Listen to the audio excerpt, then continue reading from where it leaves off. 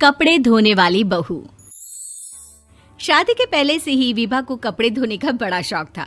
कभी नल के नीचे तो कभी तालाब के पास। अरे मेरी नीली वाली लुंगी नहीं दिख रही है। विभा की अम्मा, कहाँ रखी है लुंगी? अरे वो तो विभा ने परसों ही धोकर रखी थी आपकी अलमारी में, देखो वहीं होगी। वो ना मैंने आज धो दी, मुझे लगा कि गंदी हो गई होगी। अरे कैसे गंदी हो गई थी? उसे तो मैंने पहना भी नहीं। हे भगवान, इस लड़की के कपड़े धोने की आदत से परेशान हो गया हूँ मैं। जितना तो घर में राशन नहीं आता, उससे कहीं ज्यादा डिटर्जेंट पाउडर का खर्चा है। इसकी शादी करवा दो, शादी जाए अपने घर में ही करे काम, फिर चाहे घर के कपड़े धोने हो या पूरे गांव के। हाँ ठीक बोल रही हो, देखता हूँ मैं कोई लड़का। वो दिन भी आ जाता है जब विभा को देखने लड़के वाले आ जाते हैं। लड़की मुझे अच्छी लगी। होने वाली सास कहती है, बेटी अगर कुछ पूछना है तो पूछ लो। वैसे तो हमारी लड़की बहुत ही शर्मीली है, जो बोल दो वो मान लेती है, इसे क्या पूछना होगा। अरे कैसी बात कर रही हो माँ, मुझे इन लोगों के घर रहना है, सवाल तो कई है। हाँ हाँ बेटा, पूछ लो ना, क्या पूछना है। आप लोगों के घर कपड़े कौन धोता है? सास का मुंह बन जाता है। देखो, अगर तुम ये कहना चाहती हो कि तुम्हें कपड़े धोने नहीं आते तो सुन लो, कपड़े मैं ही धोती हूँ, लेकिन तुम्हारे आ जाने के बाद मैं रुमाल तक नहीं धोऊंगी। अरे चुप रहना भाग्यवान, बहू बेचारी घर आई नहीं, उसे डराना शुरू कर दिया। वो क्या है ना बिटिया, अभी तक तो ये कल्लू की माँ ही धोती थी, लेकिन अब तुम्हारे पापा तो दहेज में वॉशिंग मशीन देंगे ही।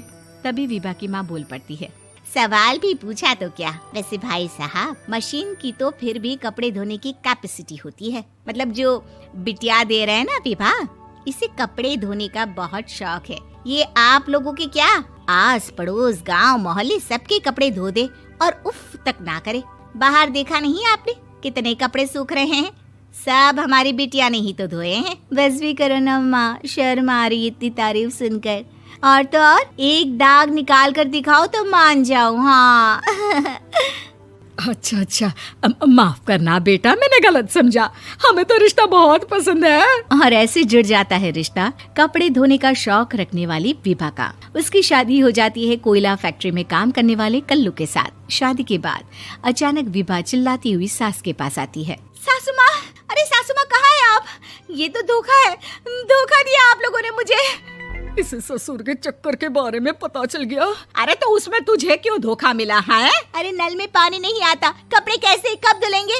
अच्छा, तू पानी नहीं आ रहा उसकी बात कर रही है। तो आपने क्या सोचा? कुछ नहीं। अच्छा, तेरी माँ ने कहा था कि कपड़े धोने का शौक है तुझे, याद आया मुझे। शौक बोलकर कपड़े धोने वाले मेरे जुनून को कम ना आके सासू माँ, कपड़ा धोना मेरा गुरूर है। तभी पति भी वहाँ आ जाता है। अभी मैंने इसे सनी देओल की फिल्म दिखाई है, उसी के डायलॉग मार रही है माँ। अच्छा सुन, साफ बता रही हूँ, पानी सुबह 4 से 6 और शाम को 10 से 12 आता है, समझी? विभा टाइमिंग सुनकर हैरान हो जाती है। ये क्या भूतों का मोहल्ला है?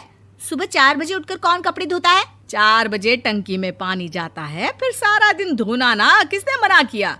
अरे कैसी बात कर रही हैं? 200 लीटर की टंकी में कितने कपड़े धो लूंगी मैं? सुबह ही उठ जाऊंगी मैं। अब क्या था, विभा सुबह 4 से लेकर रात के 12 बजे तक कपड़े ही धोती रहती।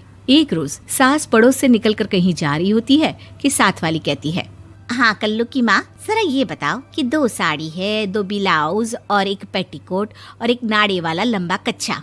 हाँ तो? अरे तो क्या, कितना लोगी धुलाई ये बताओ। धोबन दिख रहे हैं हम क्या?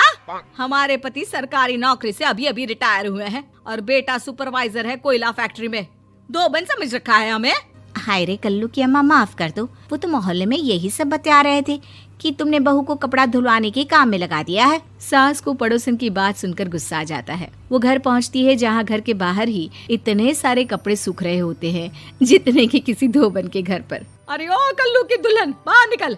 माँ जी यहीं आ जाओ, बाथरूम में चादर धो रहे हैं हम। अरे अभी हम धोते हैं, तुमको बाहर निकलो। ये आस पड़ोस वाले बोल रहे हैं कि हम बहू से कपड़े धुलवा कर उसे कपड़ा धोने वाली बना दिए हैं।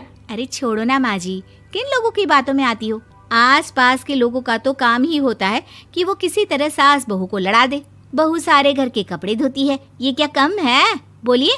सास को भी लग जाता है कि वो बहू का ये सनकीपन नहीं छुड़वा सकती, इससे अच्छा है कि खुद ही चुप हो जाए। एक रोज सास और बहू मंदिर जाते हैं, जहाँ सास की साड़ी वहाँ खड़ी भीख मांगने वाली से मिलती है। माँ जी क्या बात है, आपकी साड़ी उस भिखारन से कितनी मिल रही है ना? हाँ हाँ देखो तो, दोनों की साड़ी मिल रही है। क्या बात है कल्लू की अम्मा, तुम खुद को तो अफसर की बीवी बताती हो और ऐसी सिंपल सी प्लेन साड़ी पहनकर घूमती हो। सिंपल और प्लेन नहीं है ये साड़ी। तो क्या सोने के धागे से फूल बने हैं? कुछ भी सासू माँ, कुछ भी। हाँ बने थे इस साड़ी में सोने के धागे से फूल। मेरे पति लेकर आए थे मद्रास से स्पेशली मेरे लिए 10,000 की। ताहे भाई साहब इस भिखारन के लिए भी सेम टू सेम साड़ी लेकर आए होंगे 10,000 की। सास उस वक्त तो कुछ नहीं कहती, लेकिन बहू के साथ घर आती है और अलमारी से एल्बम निकाल कर लाती है। ये साड़ी देख रही है, ये वही साड़ी है जिसे मैंने अभी पहना था।